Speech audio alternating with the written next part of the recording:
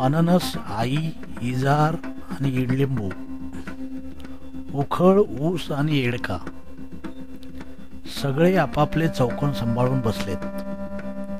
ऐरण, ओनवा, औषध आणि आंबा, कप, खटारा, गणपती आणि घर सगळ्यांच्या स्वतःच्या मालकीच्या जागा आहेत. चमचा, छत्री, जहाज आणि झबलं, टरबूज, ठसा, डबा, ढग आणि पान सगळे आपापल्या जागी ठाण मांडून बसलेत.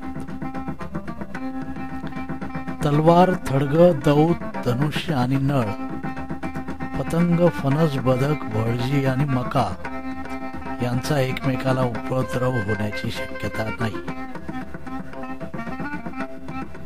यज्ञ, रथ, लसूण, वजन आणि शहामृग, षटकोन, ससा, हरिण, कमळ आणि क्षत्रिय या सगळ्यांनाच आढळपद मिळाले.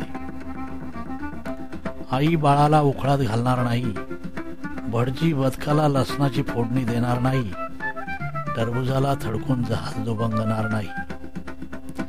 शहामृग जोपर्यंत झबलं खात नाही तोपर्यंत क्षत्रिय पण गणपतीच्या पोटात बाण मारणार नाही. आणि येडक्याने ओनव्याला टक्कर दिली नाही तर ओनव्याला थडग्यावर कप फोडायची काय गरज आहे.